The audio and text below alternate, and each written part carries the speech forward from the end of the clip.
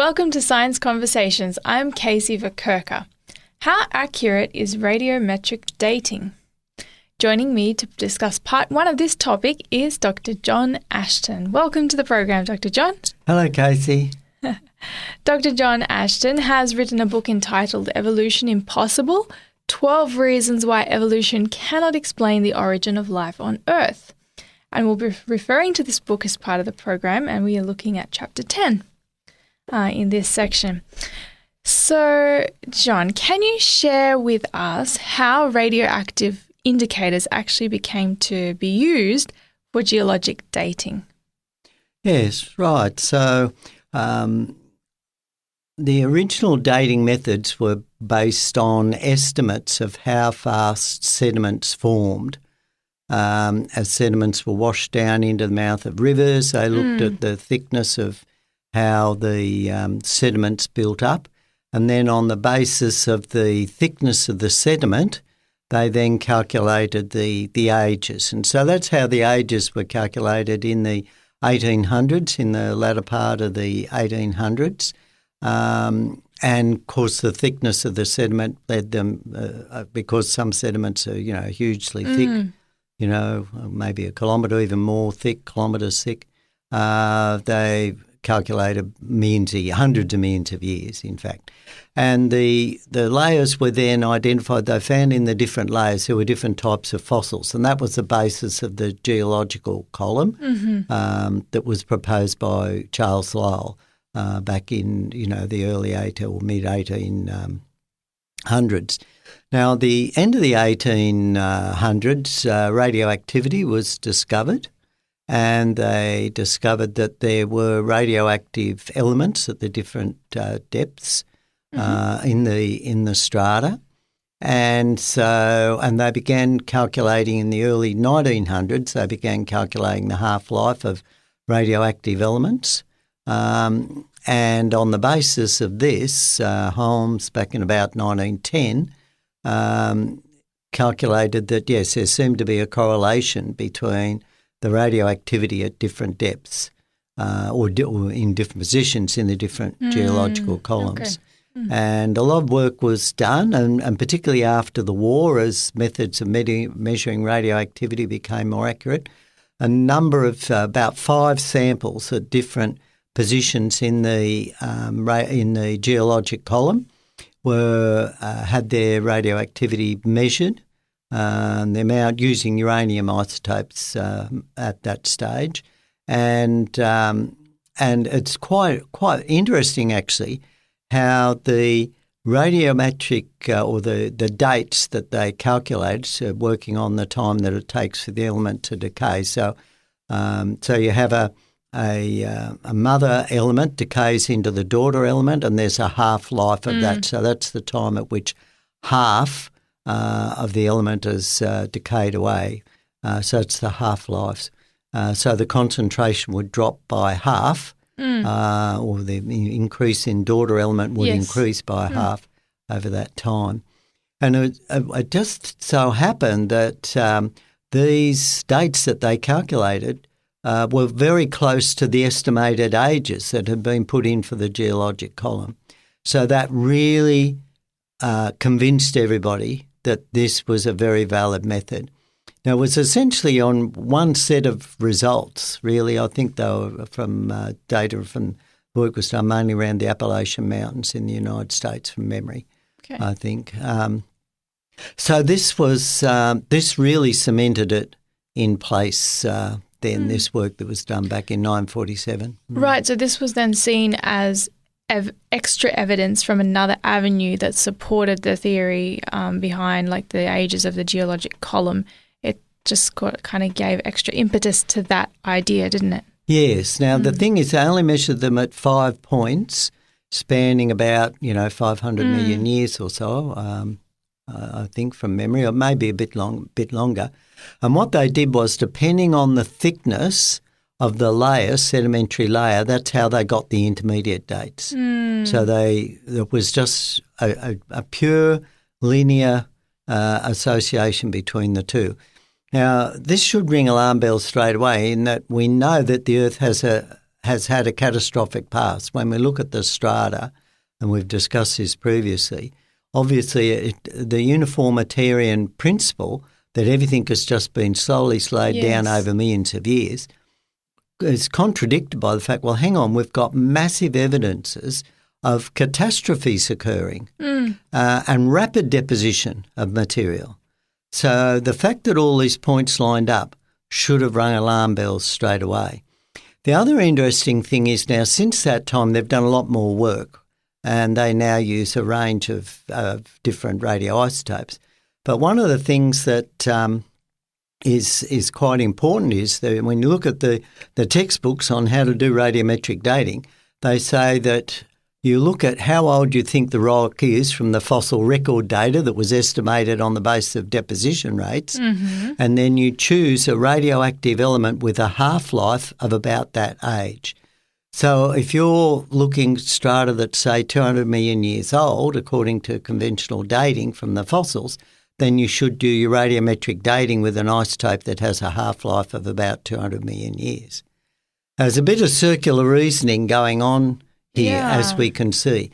And as I said, this whole plan fits on this assumption of uniformitarianism over hundreds of millions of years. Now, recently we showed that erosion rates show that the continents would erode away in less than 10 million years. There's a whole lot of other inconsistent data coming here.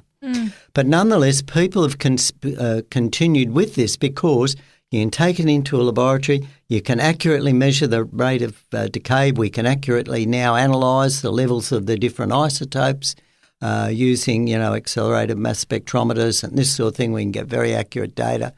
And so because our ability to measure accurately these levels have led to the assumption that what we have interpreted as the consequences of these measurements is correct. And I think that's a major problem. Now, there are a number of other things that underpin it.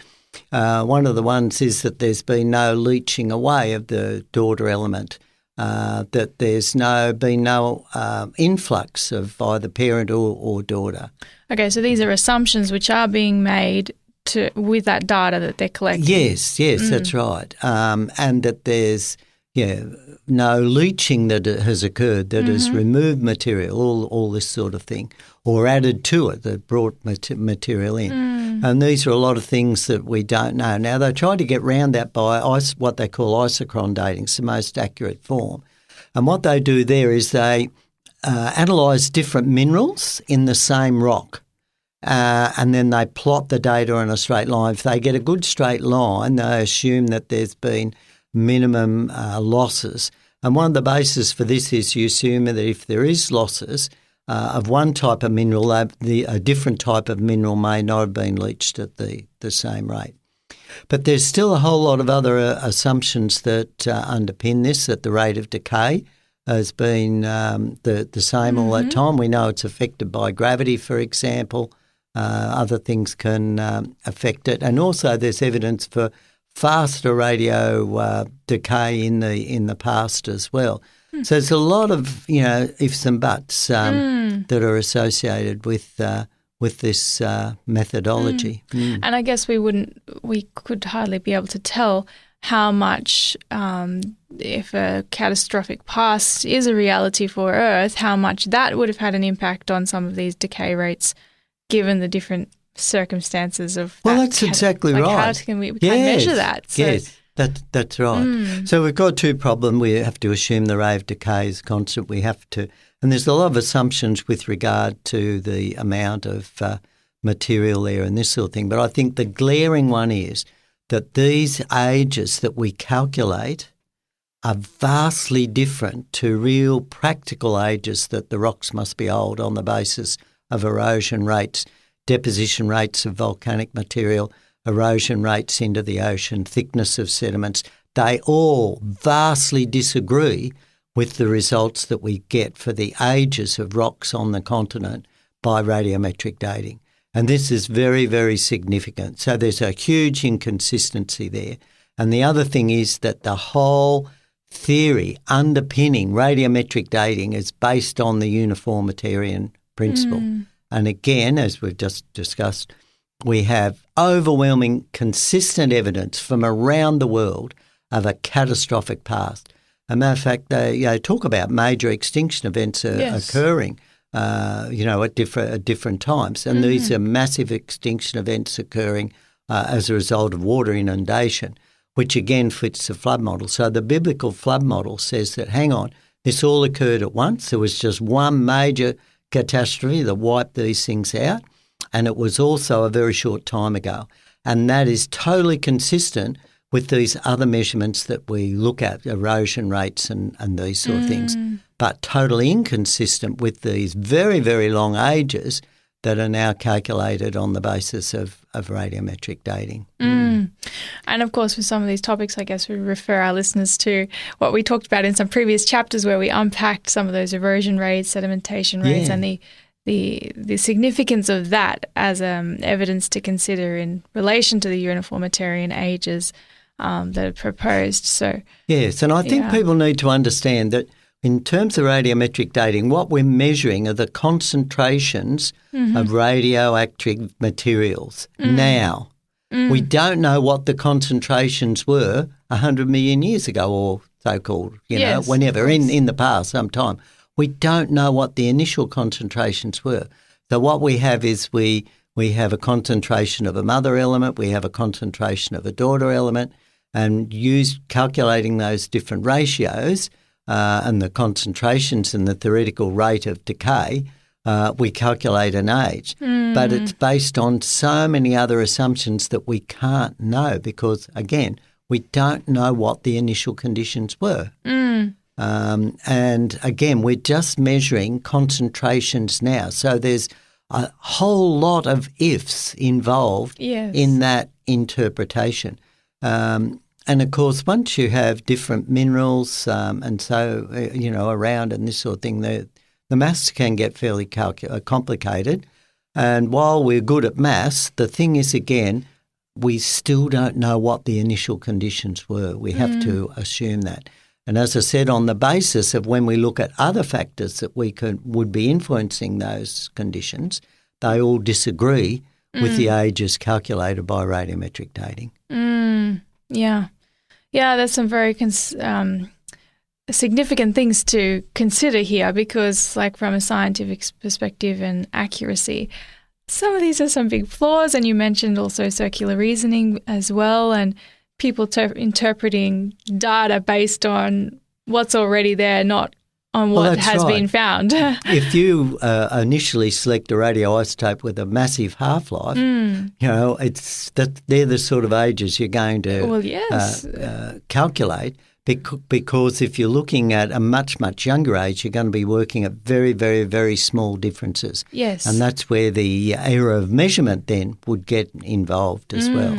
So they're, again, going to have a bias to give these longer ages. Yes. So I think one of the important things is that people have essentially assumed that radiometric dating is the gold standard. And on the basis of this, then they've said, okay, the Earth must be old, and they've thrown out all the other evidence that is saying, hang on, everything is pointing to it being young, except radiometric dating. Yes. Because when we look at the ages that were calculated on the basis of thicknesses, again, those ages were based on an assumption that we now know is wrong. They were based on the Uniformitarian principle of gradual deposition over a vast period of time. And we know the absence of erosion, gullies and all this sort of thing, and looking at erosion rates, that assumption is not correct. And so radiometric dating fails on a couple of major assumptions, really. And yet in people's minds, it's still assumed to be the gold standard. And this is where we've got to overcome. People just automatically think, radiometric dating, that must be right. But the evidence is saying, hang on, we've got major, major problems with what the values we're calculating from radiometric dating. Very important things to consider and to have, I guess, an open mind for what the evidence is really saying and how it's all fitting together. So we're going to talk more about this. We're going to do another session very soon. And next time we'll continue to examine the question, how accurate is radiometric dating? Be sure to join us.